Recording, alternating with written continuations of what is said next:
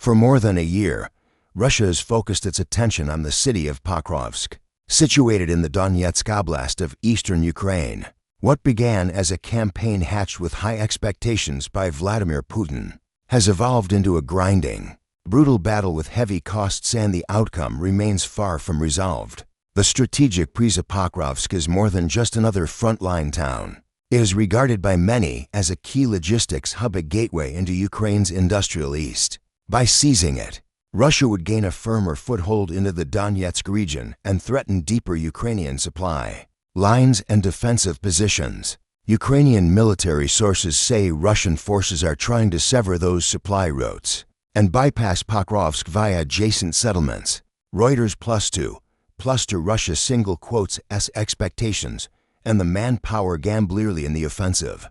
Russia appeared confident that it would capture Pokrovsk swiftly. Reports suggest that large numbers of troops ranging from around 110,000 during the summer push to higher estimates were committed to this axis. Plus two, yet despite the numerical concentration, the anticipated breakthrough has not materialized. Ukraine's President, Volodymyr Zelensky, has stated that Russian forces in the Pokrovsk direction outnumber Ukrainian defenders by about 8-1. The Kyiv Independent +1. In short, Russia placed vast resources on this front, fully expecting a decisive victory. The human cost, but what has unfolded instead is a heavy attritional battle. While exact figures are difficult to independently verify, open-source intelligence and Ukrainian military briefings indicate that Russian casualties killed, wounded, captured are significant, especially in the Pokrovsk sector. For example, one report states the average daily Russian casualty rate during October 2025 rose to about 1,008, reinforcing the intense pressure in this sector. Global Security +1 Russian units are described as repeatedly infiltrating small teams into Pokrovsk itself, fire teams of just a few soldiers each intended to probe and stretch Ukrainian defenses, but in many cases enduring high losses. Russia Matters +1 Ukraine's defensive response facing such a massive Russian commitment. Ukraine has shifted its tactics. Defensive operations around Pokrovsk rely heavily on drones, reconnaissance, precision fire, and a refusal to concede the city easily. Reports indicate that Russian assaults in the Pokrovsk axis outpace many other sectors of the front in terms of volume and intensity. +1 Russia's strategy appears to include infiltration groups, small reconnaissance, or sabotage type units inserted ahead of larger mechanized formations, with the aim of destabilizing Ukrainian positions and creating opportunities for Russian armor and infantry to exploit. But the human cost has been steep. Ukraine's intelligence sources say Russian soldiers are often poorly supported medically and evacuated with difficulty, meaning many apparently wounded soldiers become fatalities. The urban battle, stalemate, and stasis. Russian forces press in from multiple directions south, east, and north of Pokrovsk. They have gained ground in the outskirts and in some urban districts, yet full control remains elusive.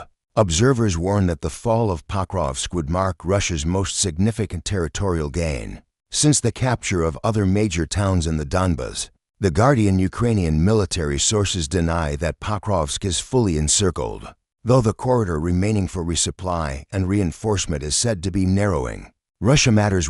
Is it turning into a bloodbath for Russia? Several factors appear to combine. Overcommitment of manpower. Russia has thrown large numbers of troops into this sector, fueling high attrition rates. Tactical disadvantage in urban and drone-dominated warfare. Ukraine has leveraged drones and surveillance to inflict heavy losses on assembling or advancing Russian units. Medical and evacuation failures.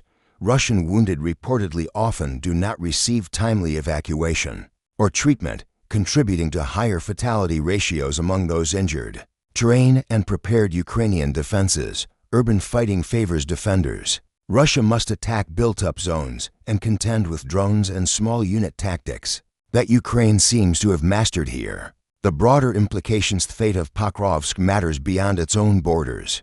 If Russia takes it, Ukrainian lines in the Donetsk region could be seriously compromised. Supply lines could be threatened.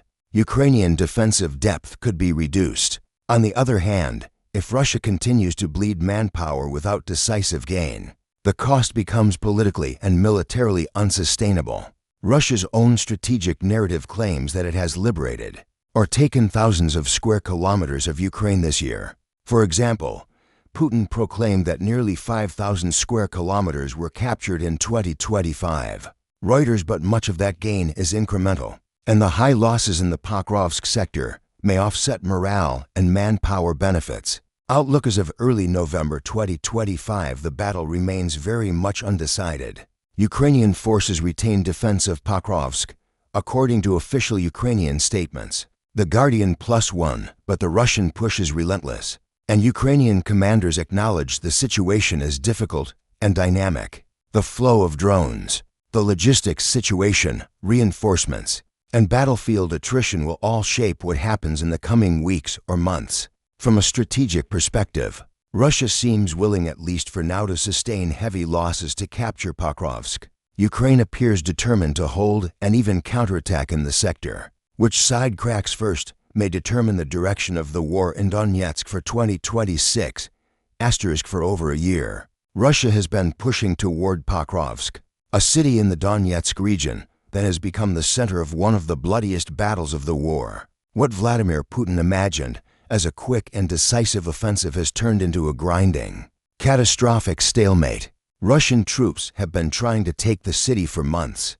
throwing in wave after wave of assaults, yet Pokrovsk still stands. It is scarred, battered, surrounded on several sides but not broken, and the price Russia is paying for every inch of ground is enormous. Pokrovsk is not just another dot on the map. Its location makes it one of the key logistical hubs of eastern Ukraine, a vital link that connects several supply routes feeding Ukrainian defenses.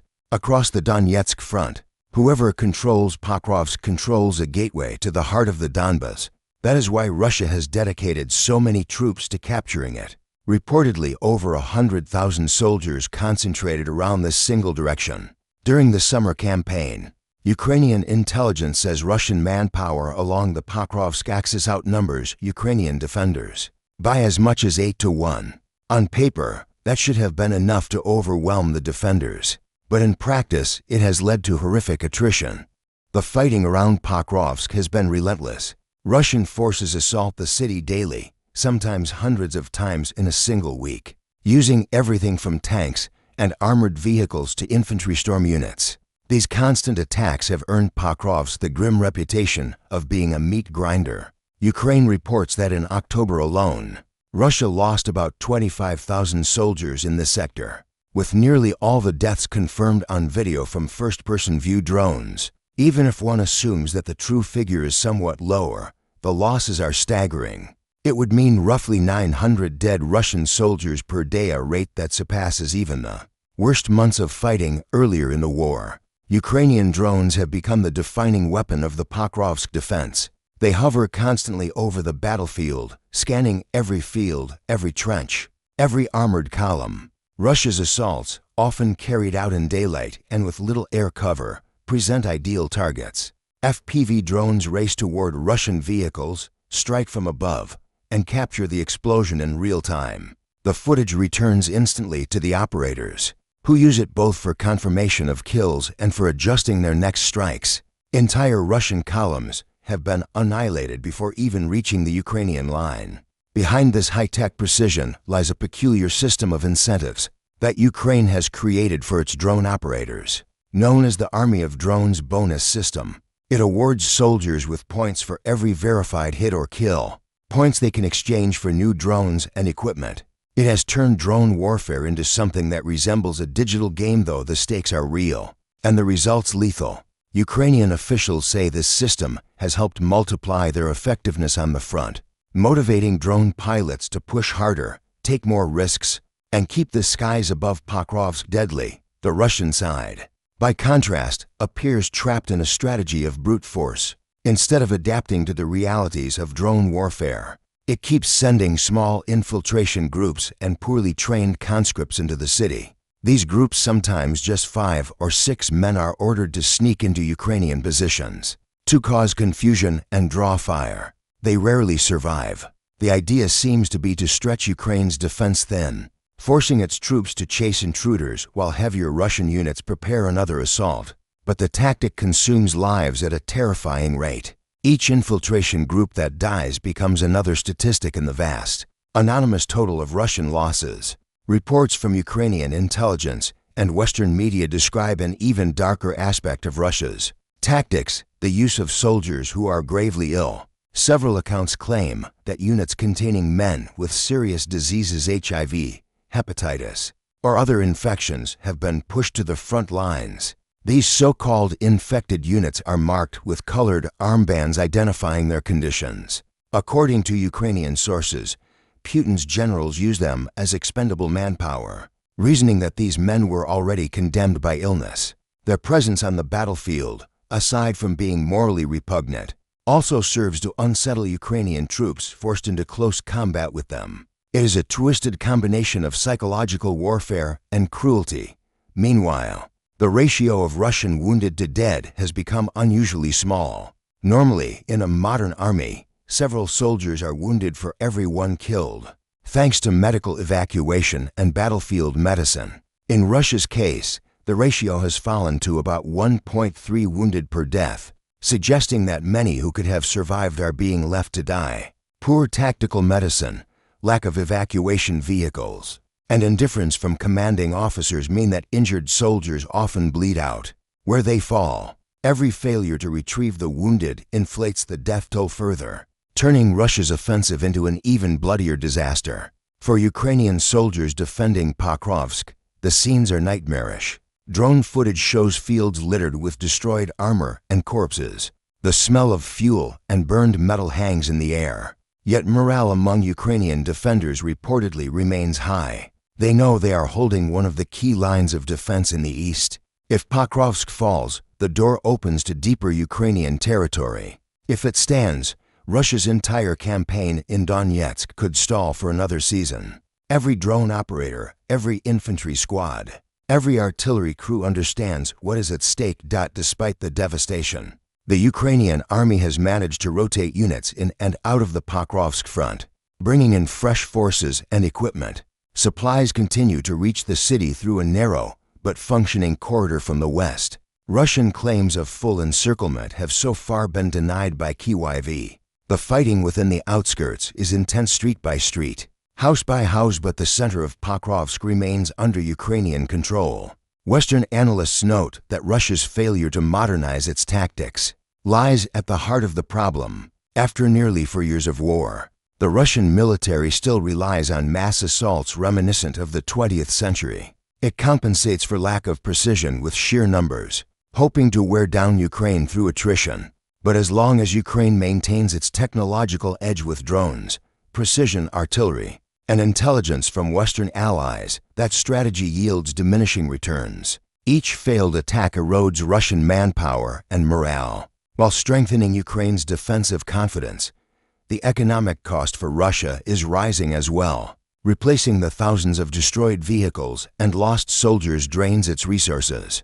Mobilization continues quietly, with reports of new drafts being prepared across Russian regions. At the same time, Ukraine's drone industry has become a national priority. Entire factories now produce FPV drones, loitering munitions, and interceptors. President Zelensky recently appointed a dedicated commander to oversee Ukraine's drone forces, emphasizing that the future of warfare lies in unmanned systems on the ground. The residents of Pokrovsk endure constant bombardment. Many have fled, but some remain in basements and shelters, refusing to abandon their homes. Power and water are intermittent.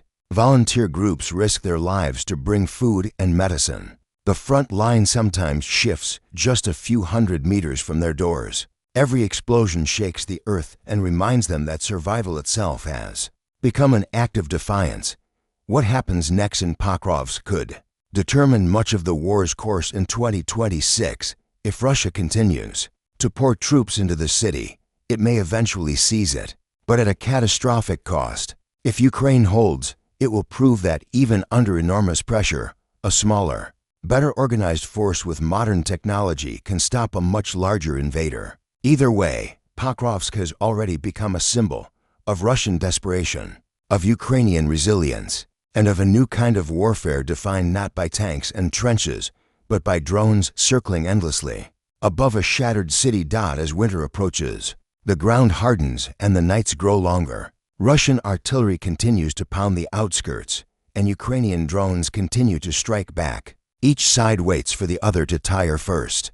But after so many months of carnage, one truth has become undeniable: Pokrovsk is no longer just a battle. It is the embodiment of the war itself, senseless, relentless, and paid for in blood.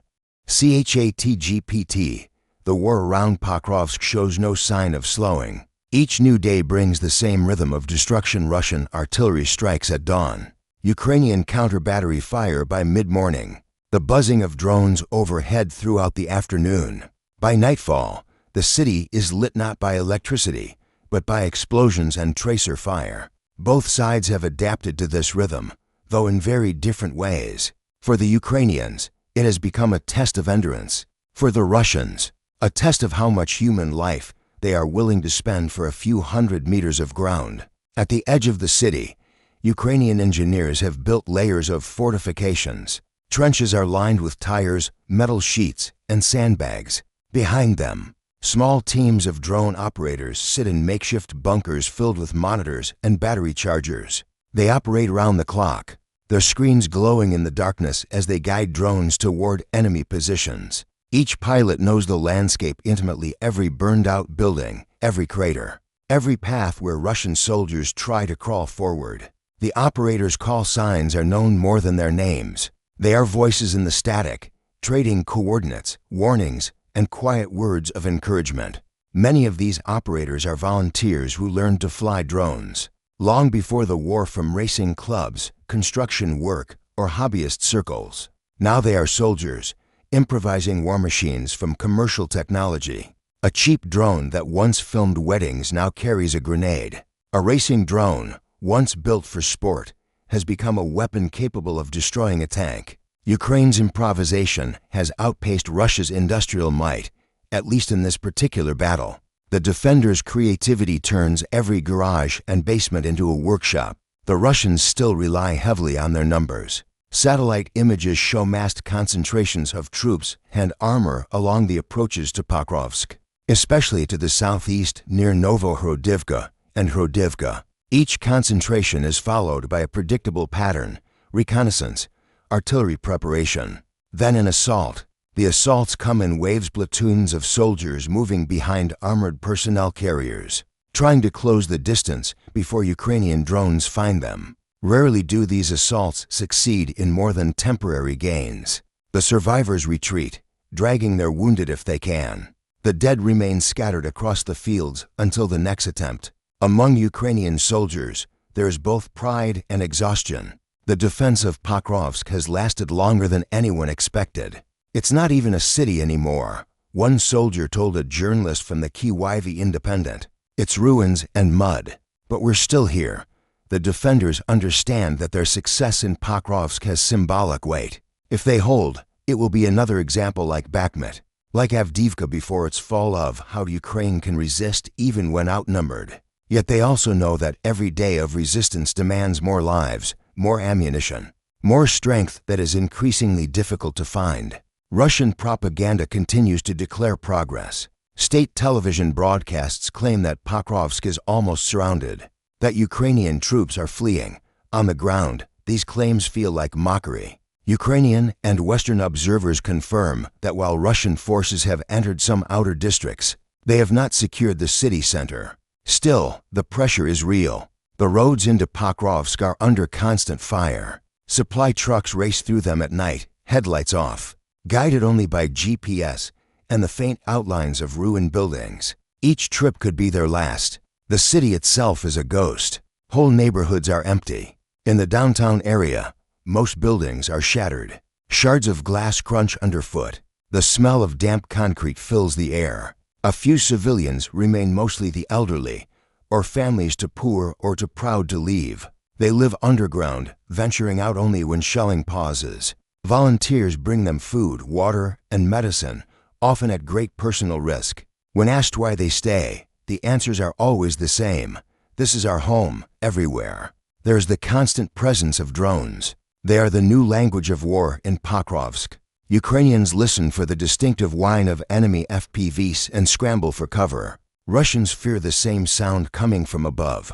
The skies are crowded with machines, some carrying explosives, others watching, mapping, or jamming signals. Drone operators speak of invisible duels, where rival pilots try to intercept each other's drones in midair. The front line has moved into the sky. Russia has attempted to adapt, introducing more electronic warfare systems and its own FPV units.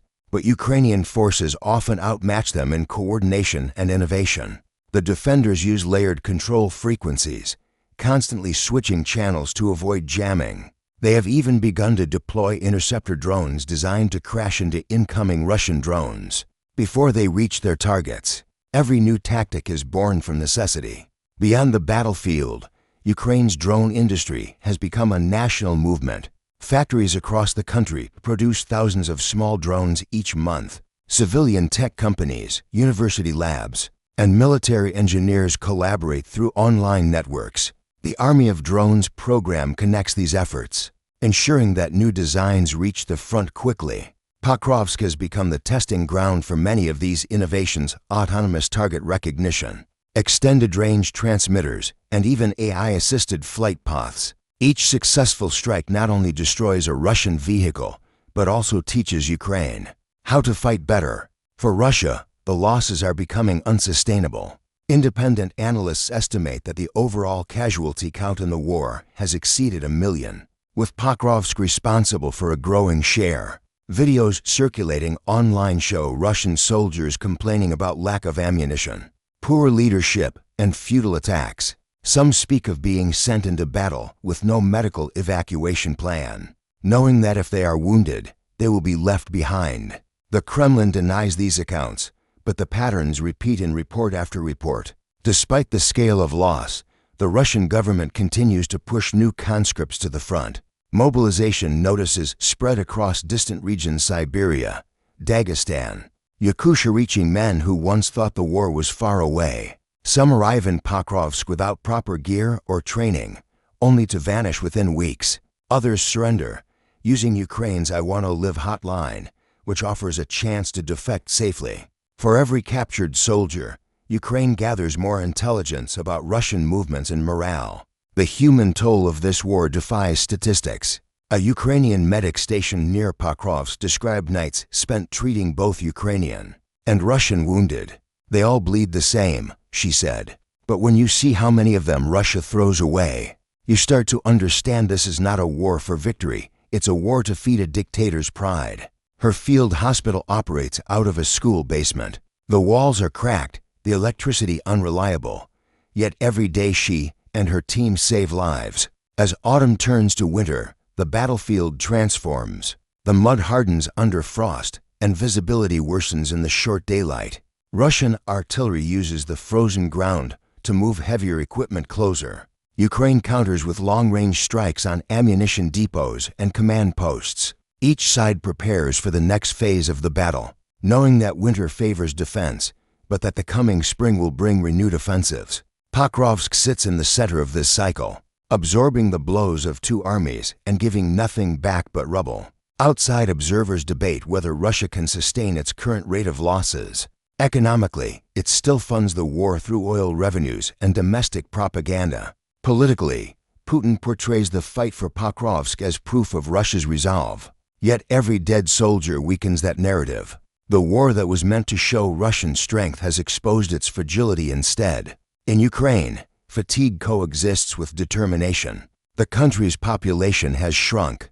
Millions have fled or been displaced. But support for resistance remains strong. The defense of Pokrovsk has become a rallying cry, a symbol that Ukraine will not surrender even under overwhelming force. In the words of one Ukrainian officer, Pokrovsk is not just a city, it's a wall built from our people's courage. The longer the battle drags on, the more it defines both nations. For Ukraine, it is a story of resilience, innovation, and survival. For Russia, it is a mirror reflecting its brutality and failure to learn. Each new grave dug in the fields east of Pokrovsk is another reminder of how far this war has strayed from its original promises.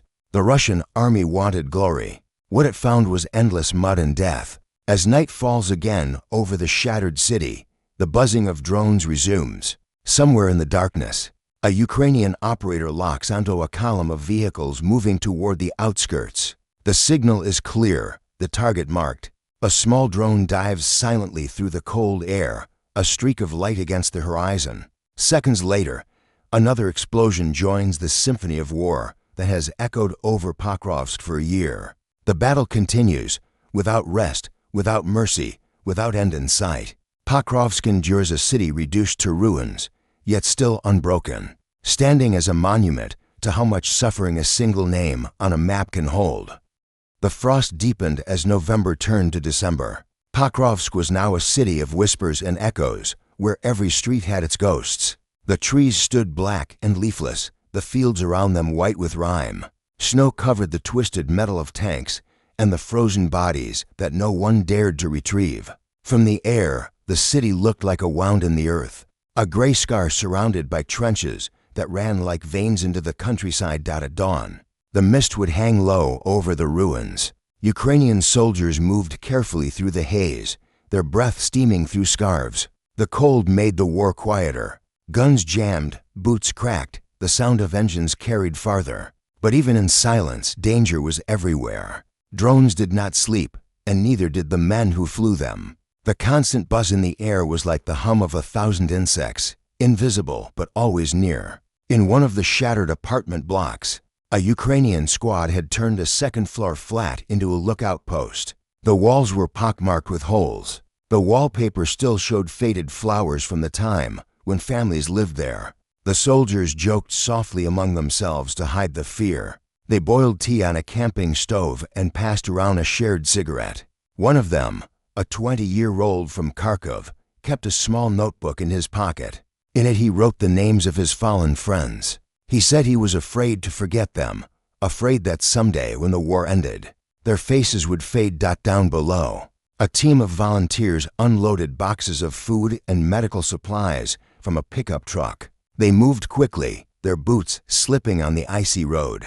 Every few minutes they looked to the sky. A single Russian drone could end it all. But the civilians kept coming, week after week. Some were medics, others drivers. Some just ordinary people from nearby towns who refused to abandon those still trapped in Pokrovsk. They brought bread, candles, and letters from families in safer cities. In the evenings, they shared soup with the soldiers and listened to their stories. There was a man named Taras, a former electrician who had joined the defense in 2022. He had seen battles in Bakhmut and Chasiv Yar before being sent here. He had stopped counting how many friends he'd buried. When he spoke, his voice was calm, almost gentle. "Pokrovsk is a cursed place," he said once, staring into the fire. "But we have to hold it. If we leave, they will come for the next city, and the next. So we stand, on the Russian side." The pattern of sacrifice continued. Reports filtered through intercepted communications, commanders screaming over radios, units wiped out to the last man. A Russian deserter captured near the outskirts told his interrogators that his unit had been reduced from 120 men to 30 in just 2 weeks. He was trembling when he spoke, not from fear but from cold and hunger. "They told us Pokrovsk would fall in 3 days," he said. "That was 2 months ago. At night, the city glowed faintly with the orange light of fires. Artillery shells fell with mechanical rhythm, one every few minutes, sometimes closer, sometimes farther away. Between the impacts there was an eerie stillness. Soldiers learned to sleep through it, waking only when the explosions came too near. Sleep was no longer rest, just another form of waiting. The hospitals were overflowing. In makeshift wards set up in basements, nurses and medics worked until their hands shook. Electricity came from generators. The smell of diesel mixed with that of blood and antiseptic. The wounded arrived constantly, some on stretchers, others walking by sheer will.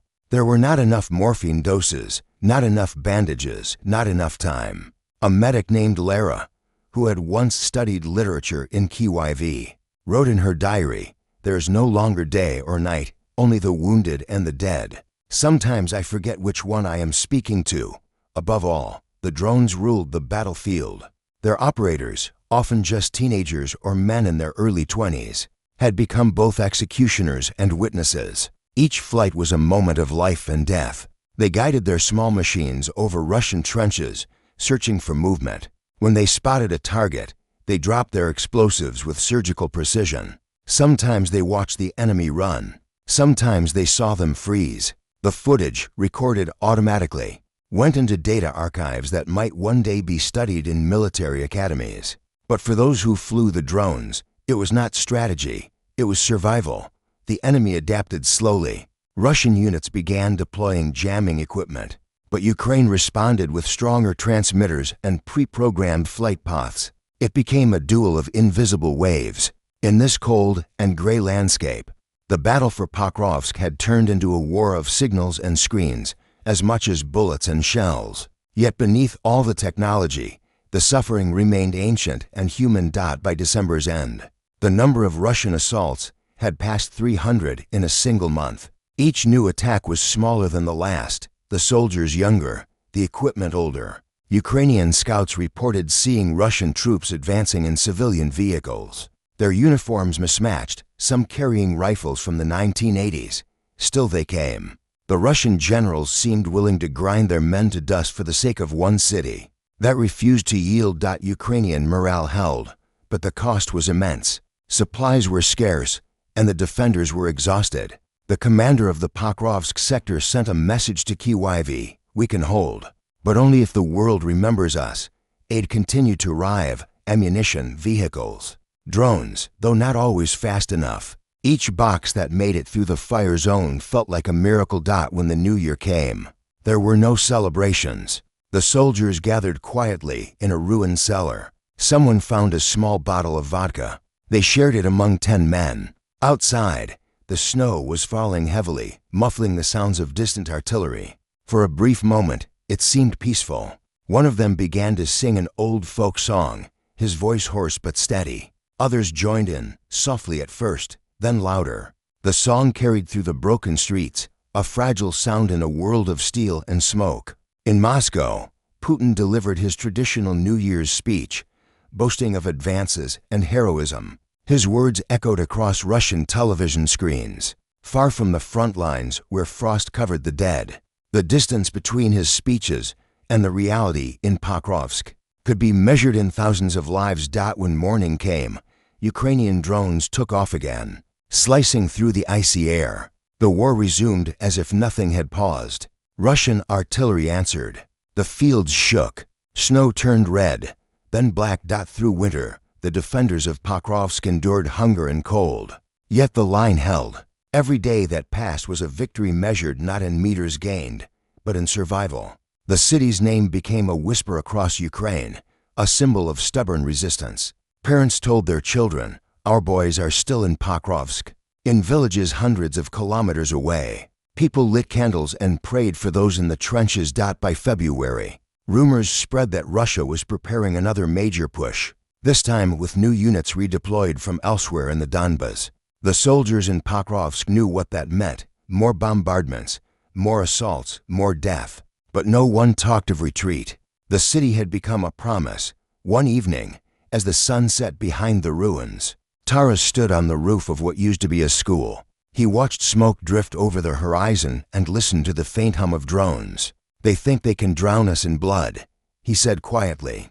"But they don't understand. We've already learned to live in it." He looked down at the frozen streets below, where Ukrainian soldiers were fortifying new positions. The city was still alive, barely, stubbornly.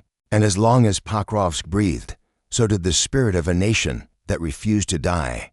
By late February, the snow began to melt. Water pooled in the craters left by shells, turning the ground into a mirror for the gray sky above. The thaw brought a different kind of misery. The air smelled of rot again, the scent of the earth giving up what the frost had hidden. Everywhere the same sight: helmets half buried in mud, the bones of trees standing over the bones of men. Ukrainian soldiers called this season Chaz Razmivu, the time of sinking. Trucks stalled, boots vanished into mud, and trenches filled with water. But the worst part was knowing what came next: the spring offensive. Russian drones had already returned in greater numbers. Scouts reported long columns of vehicles moving through the countryside east of the city, kicking up trails of dust. Something big was coming. In the basements of Pokrovsk, people prepared in silence. Civilians who had survived a year under fire stocked up on candles and dried food. Medics restocked their kits. Soldiers patched their uniforms and checked their weapons. The talk was calm, without bravado. They all knew what it meant to prepare here, to live a little longer. When the offensive began in March, it was unlike anything the defenders had seen before. The bombardment lasted for days. Entire districts disappeared under constant shelling. The sky flickered red each night, like a storm of fire that never ended. Communication lines were cut. Some units were isolated completely. And yet, somehow, the city still held. Drone footage from that time would later show the absurd, almost surreal scale of destruction. Blocks of flats flattened into rubble, roads erased, tanks half submerged in mud like dead whales. Amid that wasteland, Ukrainian infantry fought street to street, building to building, sometimes room to room. Every corner was contested. A soldier could die 10 meters from where his friends still stood. In one video, a Ukrainian drone followed a small group of defenders as they advanced through a ruined corridor. They moved slowly, silently, like ghosts. Suddenly, an explosion, dust, smoke, and silence. The camera hovered over the rubble for a long moment before turning away. War turned everything into data, but for those inside, it was not numbers, it was screams, sweat, the weight of another man's body gone. Still. By mid-March, the Russian army had taken the eastern edge of Pokrovsk, but the cost was unbearable. Ukrainian counterattacks hit their supply lines. Artillery and drones tore apart their armored columns before they reached the city center. A single successful Ukrainian strike could destroy weeks of Russian planning. Still, Moscow insisted the liberation of Pokrovsk was near. On the ground, soldiers knew better. Inside Ukraine, people followed the battle through fragments, intercepted calls, frontline diaries, videos uploaded at night from shaky phones. Each clip became a small act of defiance. A soldier smiling in the dark, a medic holding a bandaged hand to the camera, a drone operator whispering, "We're still here." Those moments were more powerful than any speech. In Kyiv, the government did not promise victory. It promised survival. Supplies kept moving toward Pokrovsk through destroyed highways and hidden forest routes. Every convoy lost was replaced by another. There was no choice. Pokrovsk had become more than a city. It was the edge of the country's endurance, the symbol of how far a people could go to defend their right to exist.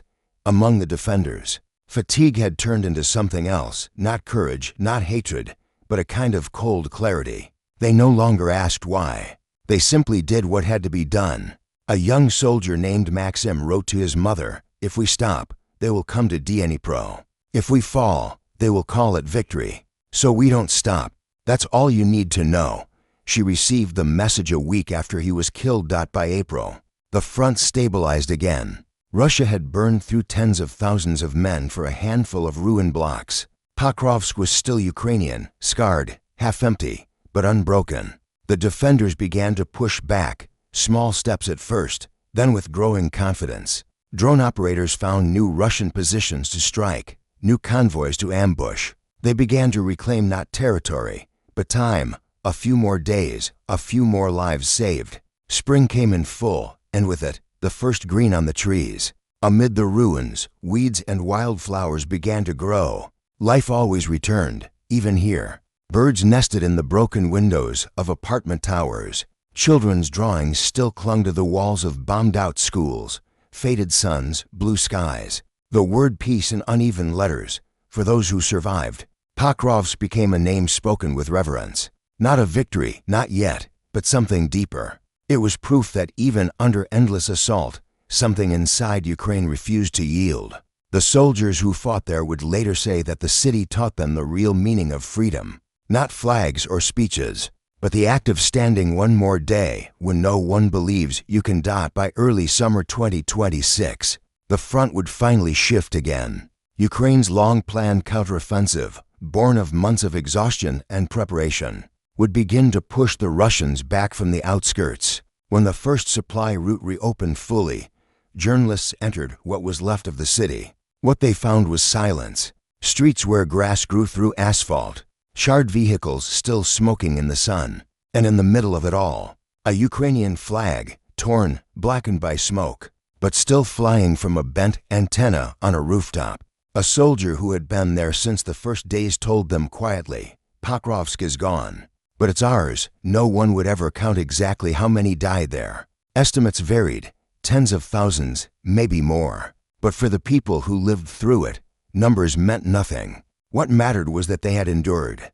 The city became legend, like Bakhmut before it, not for its buildings or its maps, but for the human will that refused to break even when everything else did.